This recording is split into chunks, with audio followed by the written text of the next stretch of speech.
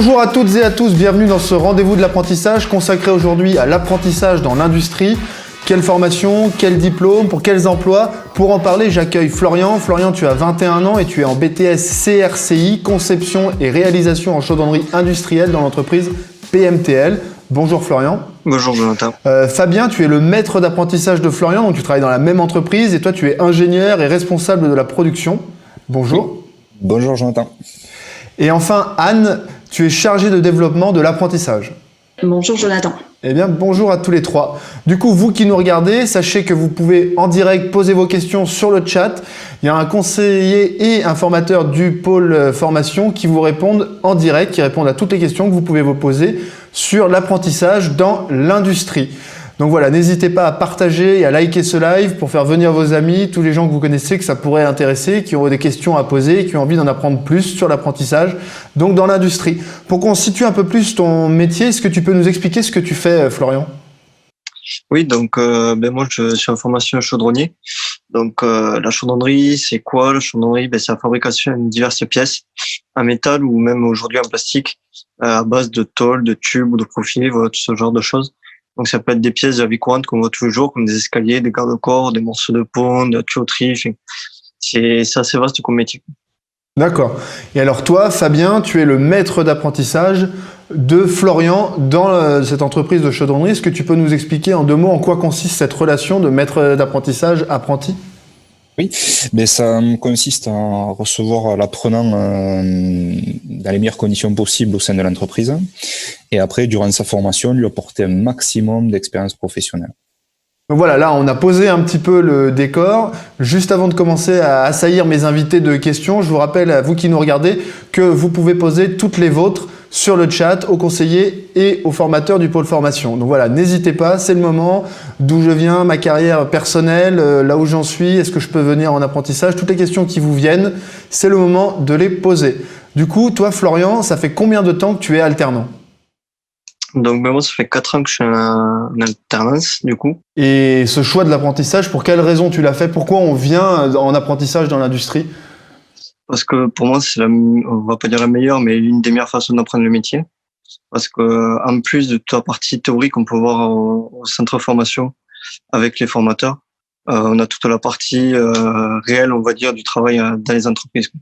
De vraiment voir comment ça se passe en vrai. On est dans le concret, quoi. C'est ça. Les raisons que vient de nous donner Florian, Anne, c'est les raisons qui poussent beaucoup d'autres jeunes à venir dans l'apprentissage. C'est pour ça qu'on vient, pour être dans le concret, pour être dans le réel. Oui, on vient pour être dans le concret, pour mettre en application ce qu'on apprend sur les sessions de formation en entreprise, pour acquérir de l'expérience, ce qui est un atout en recherche d'emploi derrière, et puis parce que l'apprenti perçoit un salaire aussi. Il y a un salaire, quoi. Donc ça permet, dès la 3e, d'avoir déjà un salaire. C'est essentiel aussi pour les jeunes qui viennent. Alors, peut-être pas pour tous, mais en tout cas, c'est un sacré plus, ouais. Là, on parle de la 3e, mais est-ce que quand on est plus âgé, on peut aussi venir faire de l'alternance ? On peut aussi venir faire de l'alternance. Il y a plusieurs dispositifs administratifs qui permettent de se former à tout âge et de faire de l'alternance à tout âge, ouais. Quel diplôme on vient passer en apprentissage dans l'industrie ? Quel est l'éventail de diplômes que vous proposez au pôle formation ? Il est large l'éventail puisqu'il part du CAP jusqu'au diplôme d'ingénieur en passant par les bacs pro, les BTS, les licences pro, les bachelors, donc le diplôme école ingénieur et ensuite tout ce qui est titres et qualifications. D'accord. Florian, comment ça se passe au quotidien au pôle formation ? On a des cours, on est en classe, on est en atelier. Est-ce que tu peux nous expliquer un petit peu ? Ouais, après c'est, on va dire, dans le même principe qu'un cursus normal, initial. Donc on a des cours généraux, des cours pro, technologiques et d'atelier, et répartis sur des heures de cours dans la semaine. Tout comme un cursus normal, la seule différence c'est que nous, dans mon cas, on fait 15 jours de CFA et de pôle formation, et 15 jours d'entreprise. D'accord. Mais une fois quand on est en formation, on fait aussi de l'atelier, quoi. On est aussi au contact de son métier, on se développe dans son métier aussi. Oui, c'est ça ? oui, bien sûr. Après, on a les ateliers aussi dans les pôles formation avec les formateurs qui sont issus du monde de l'industrie, qui nous forment au métier qu'on apprend.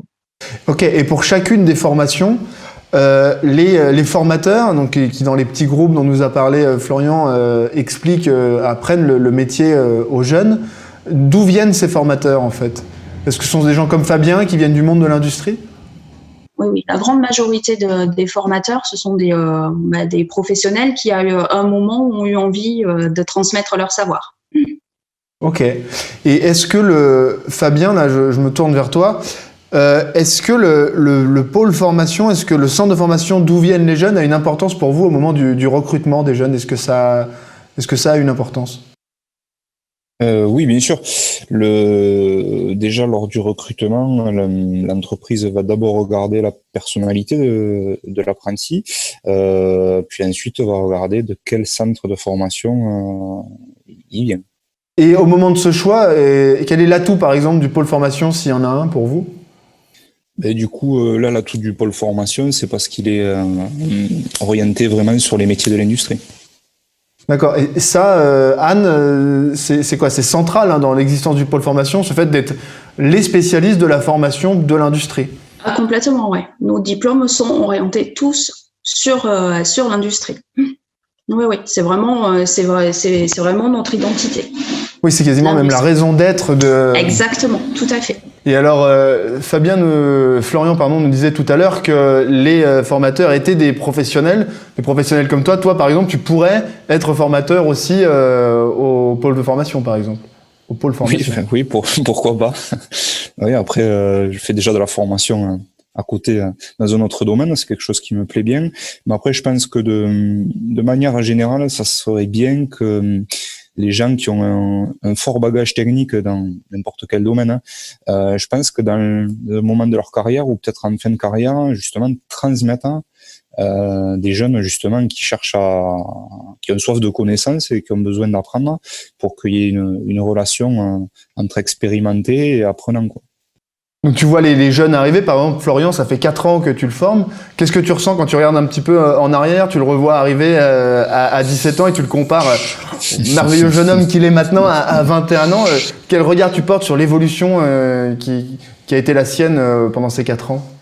Et tout à l'heure, Florian me parlait de maturité. Ben voilà, cette maturité, on en est témoin. Après, bon, on se rend compte que 4 ans, ça passe très vite parce qu'on les a pas vus défiler. Et après, nous, au sein de l'entreprise, on est très fiers déjà de Florian. Moi, personnellement, je suis très fier de lui, de sa progression, de son évolution chez nous, de son investissement et aussi de son intégration à nos équipes de production, quoi. Et toi, Florian, du coup, un peu la même question. Quel regard tu portes sur le chemin que tu as parcouru pendant ces 4 ans? Effectivement, je trouve que j'ai gagné en maturité. J'ai vachement évolué dans le travail parce que voilà, sur 4 années, j'ai eu la chance de voir beaucoup de parties du métier chaudronnier. Donc j'ai pu vraiment bouger, évoluer dans l'entreprise. Donc pour situer un petit peu, quand je suis arrivé au début de bac, j'ai commencé dans les ateliers. Et ensuite, j'ai évolué. Jusqu'à là, maintenant, je finis mon BTS. Je suis dans un bureau d'études, donc à faire de la conception, de la mise en plan de pièces. Donc, on peut vraiment évoluer. Et du coup, j'ai pu apprendre beaucoup de choses, acquérir énormément de connaissances. Et comme disait Fabien, je me suis bien intégré à les équipes parce que je suis passé un peu partout avec beaucoup de monde. Et du coup, j'ai aussi appris à travailler en équipe, chose que j'ai pas forcément acquéri jusque-là. Et voilà, c'est un plus aussi que j'ai pour la suite, quoi. C'est important cette notion d'équipe dans l'industrie. Est-ce que le travail d'équipe, c'est quelque chose de central dans vos métiers? Je dirais que oui, parce que du coup, dans notre cas, sur la fabrication d'une pièce, c'est pas une personne qui a fabriqué une pièce de A à Z. Il y a beaucoup de personnes qui vont intervenir dessus. Donc, si on ne travaille pas ensemble, qu'on coordonne pas notre travail, à la fin, ça fonctionne pas. Et Anne, par contre, on parle des manipulations, mais il y a tout un tas de métiers, je pense par exemple à la conception ou quoi, où il y a plutôt des compétences, même s'il faut des compétences intellectuelles évidemment pour la chaudronnerie, mais il y a des métiers qui sont moins manuels que d'autres, quoi. Il y a des métiers où... Oui, dans la conception, sur des études, sur de la méthodologie, on travaille, on forme à l'informatique, au réseau, à l'électronique, à l'électrotech. Alors sur l'électrotech, il y a un petit peu plus de manuel, mais oui, il y a un moyen de trouver sa voie, ouais. Ok, alors vous qui nous regardez, je vous rappelle que vous pouvez poser toutes vos questions. Là, on aborde plein de choses, plein de métiers, plein de formations différentes. Donc voilà, s'il y a des choses qui vous font tilt, vous vous dites tiens, ça m'intéresse, n'hésitez pas à poser en direct maintenant vos questions au conseil du pôle formation. Voilà, et réagissez en direct pour prendre le maximum d'informations. C'est le moment. Donc du coup, j'ai envie de retourner un petit peu l'interview, Fabien, et te demander qu'est-ce que ça apporte, parce que là on parle beaucoup de ce que ça a apporté à Florian d'être alternant, et qu'est-ce que ça apporte à une entreprise, les alternants? Est-ce que ça apporte quelque chose à une entreprise? Oui, déjà, moi je me rends compte que dans mes équipes de production, j'ai des gens qui ressentent ce besoin de transmettre à un moment donné ou de former dans leur carrière. Du coup, j'essaie évidemment de répondre à leurs attentes et de répondre des deux côtés, côté apprentissage et côté personne qui émet ce besoin. Et après, je trouve aussi que la présence d'apprentis dans nos équipes de production, c'est très positif parce que tout le monde dans nos équipes, même si ça va pas être en lien direct avec le parcours de l'apprenant, a toujours quelque chose à apprendre à un apprenti sur le plan technique, sur le plan humain. Et là, tu parles d'humanité, c'est quelque chose, en fait, on en parle depuis le début, dans ce rapport d'équipe, dans ce rapport d'apprenti alternant, c'est quelque chose en fait, on a des rapports profondément humains dans le monde de l'industrie. Florian, ça, tu le ressens au quotidien, ce côté humain, équipe est-ce que c'est quelque chose de prégnant pour toi? Oui, bien sûr, on le ressent. C'est comme je disais tout à l'heure en début d'interview.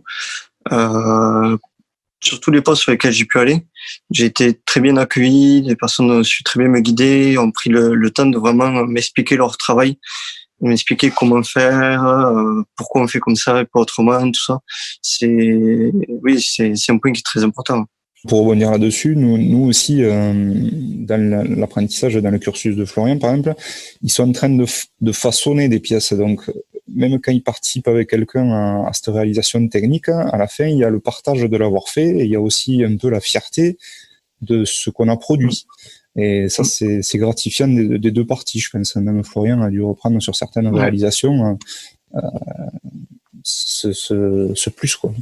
Ouais, c'est toujours agréable d'avoir accompli quelque chose en équipe et à la fin d'être face à ce qu'on a accompli, de voir l'ouvrage terminé. On imagine bien ce qu'on... La satisfaction. Exactement. Et du coup, là, il y a des jeunes qui commencent peut-être à être séduits, qui se disent moi aussi, j'aimerais rencontrer des gens qui ont envie de m'apprendre quelque chose. Moi aussi, j'ai envie d'apprendre des choses. Comment est-ce que toi, tu l'as trouvé, ton entreprise, Florian? Donc moi, c'était du bouche à oreille, donc dans le réseau familial. Voilà, j'ai réussi à trouver. Après, j'ai commencé à prospecter aussi quand même, comme on le fait, on va dire traditionnellement, donc CV, lettre de motivation et aller voir des entreprises. Mais voilà, finalement, c'est le bouche à oreille pour moi qui a fonctionné.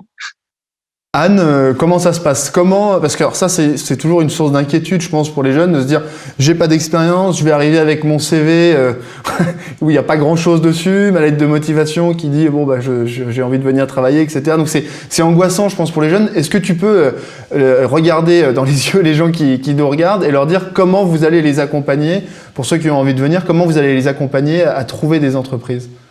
Alors, de façon assez simple et assez pragmatique, en fait, on va les accompagner déjà. Tu parlais, oui, de CV, de lettres de motivation. Ben, on va les accompagner sur la réalisation de leur CV et de la lettre. On va leur apprendre les techniques de base pour passer un entretien.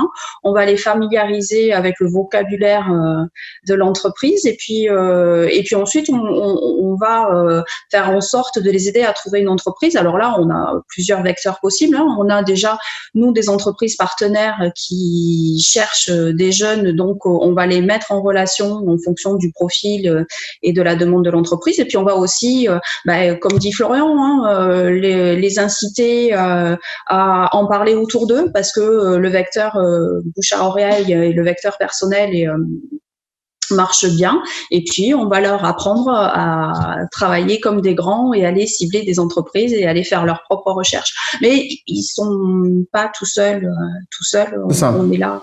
Du coup, Fabien, puisqu'on a la chance de t'avoir, est-ce que tu peux aussi dire aux jeunes qui nous regardent, si vous cherchez du monde, on n'a pas besoin forcément de connaître quelqu'un chez vous pour être embauché. Est-ce qu'on peut envoyer les CV et est-ce que du coup on sera rappelé? Comment ça se passe d'une manière générale?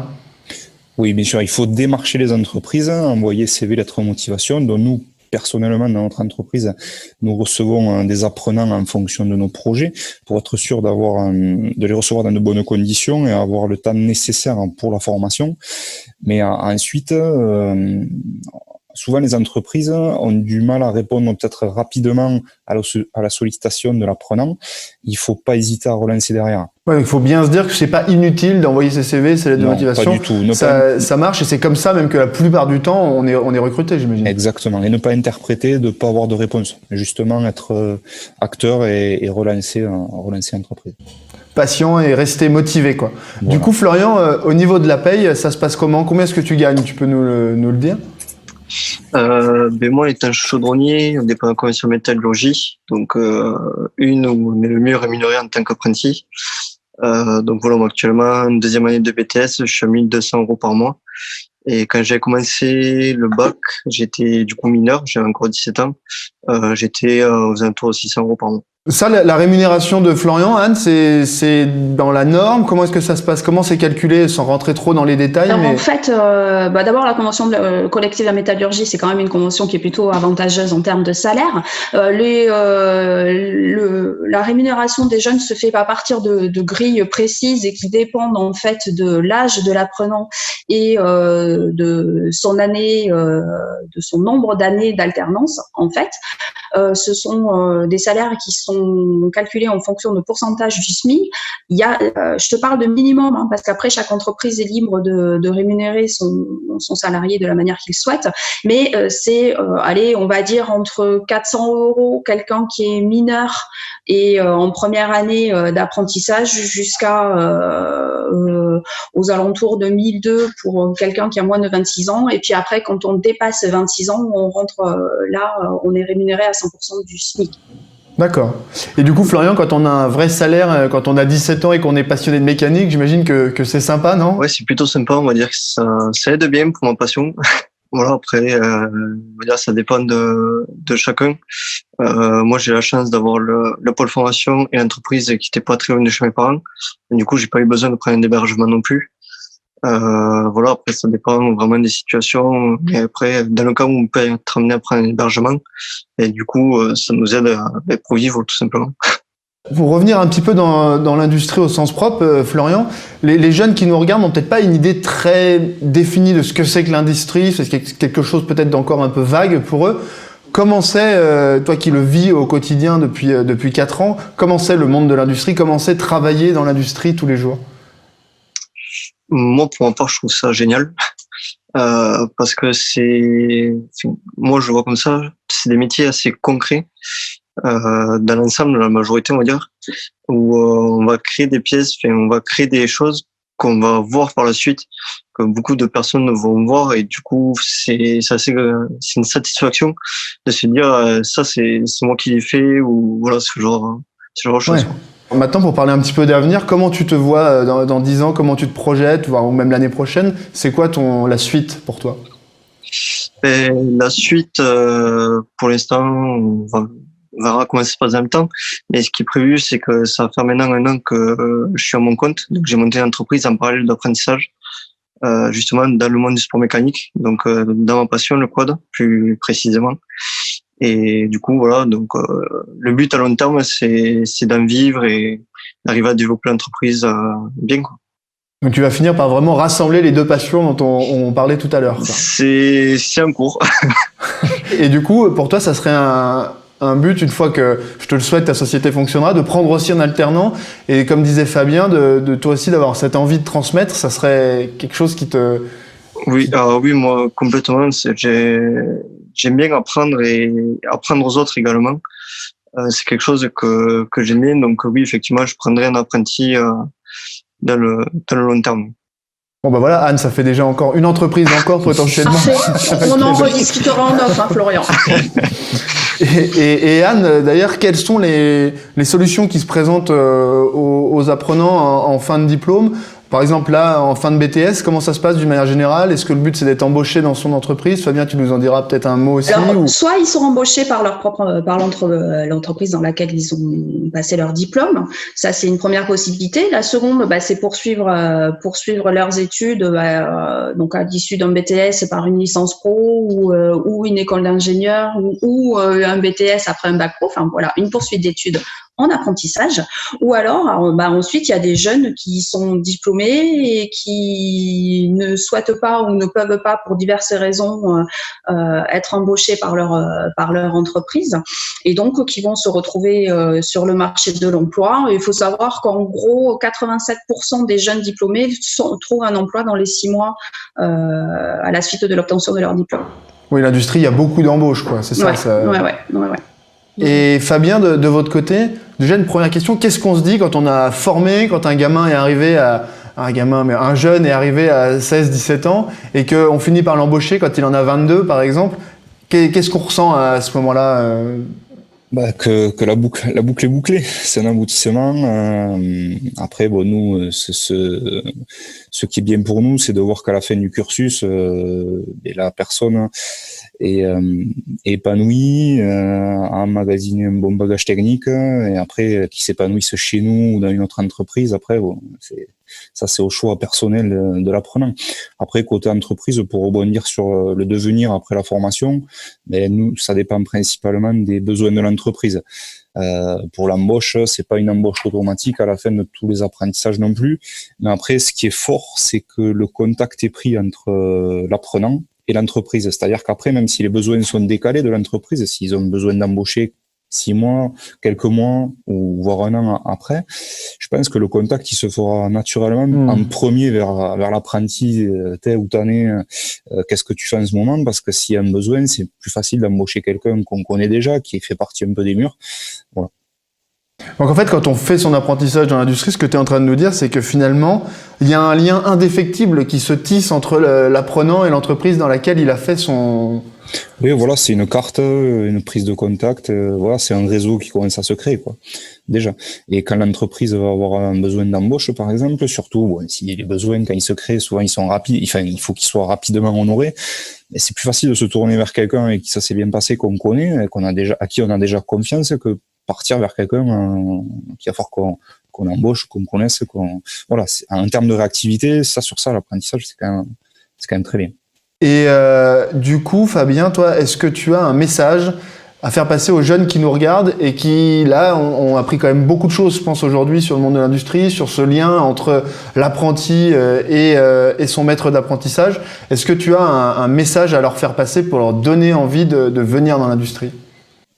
Le message à faire passer, ça serait surtout de ne pas hésiter à nous rejoindre, parce qu'il y a du travail, l'éventail des métiers proposés est très très large. L'avantage qu'il y a souvent dans nos métiers, chez nous, c'est principalement du montage ajusteur ou chaudronnier. C'est des étiquettes très généralistes de métiers, mais il faut savoir qu'au quotidien, en fonction de l'entreprise où vous êtes, en fonction du projet sur lequel vous travaillez, en fonction de l'atelier dans lequel vous travaillez, le métier va être complètement différent. C'est-à-dire que même dans la même entreprise, d'un projet à l'autre, vous pouvez même avoir l'impression de changer de travail en étant toujours dans votre entreprise. Il n'y a pas de routine. Donc ça, c'est déjà quelque chose que dans certains métiers, vous n'allez pas retrouver. Et en plus, en chaudronnerie ou dans l'industrie, il y a vraiment des besoins. Ouais, on revient un peu à ce que nous disait Florian au tout début de la vidéo. Ce qu'il y a, c'est que c'est très vaste. La chaudronnerie, c'est vaste, mais l'industrie, c'est vaste. Et en fait, il y a une infinité de métiers et de possibilités. Toi, Anne, qu'est-ce que tu dirais aussi du coup aux jeunes qui nous regardent? Là, on arrive à la fin de la vidéo. C'est quoi le message, l'idée que tu voudrais qu'ils retiennent à la fin de ce live? Qu'il faut pas hésiter à se tourner vers l'industrie, que l'industrie c'est l'avenir, ça bouge tout le temps. Qu'il faut vraiment venir se renseigner dans les pôles formation, des diplômes à passer, parce que on est capable de former les jeunes au métier de l'industrie et derrière de leur assurer un métier sympa et dans un monde qui bouge vraiment, quoi, et qui leur offre beaucoup de perspectives. et un monde avec des petits oiseaux qui chantent un petit peu partout autour de nous. C'est ça. Et du coup, toi, enfin, Florian, pour terminer, là, je pense que les jeunes ont vraiment appris beaucoup de choses, ils ont partagé ton expérience.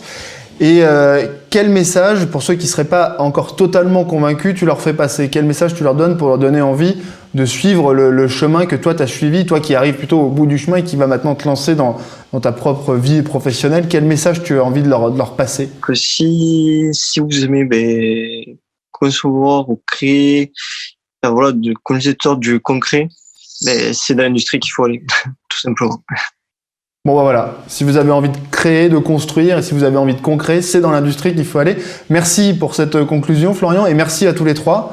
Moi, je vous dis au revoir, du coup, et à bientôt pour d'autres rendez-vous de l'apprentissage. Merci d'avoir suivi ce live. La vidéo reste en ligne, vous pouvez la consulter autant de fois que vous voulez et la regarder si vous n'avez pas vu le début, etc. Bon, tout le monde connaît un petit peu le fonctionnement de l'Internet. Continuez à poser vos questions.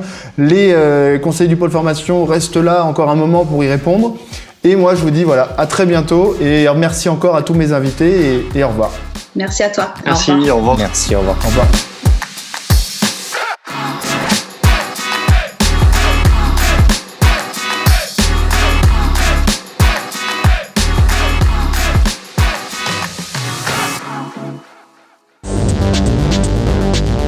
Faire quelque chose de concret. Avoir un bon salaire. Travailler en équipe. Avoir des responsabilités. Être créatif. Avoir l'avenir qu'on imagine. C'est faire son choix. Viens découvrir les métiers de l'industrie Au pôle formation UIMM.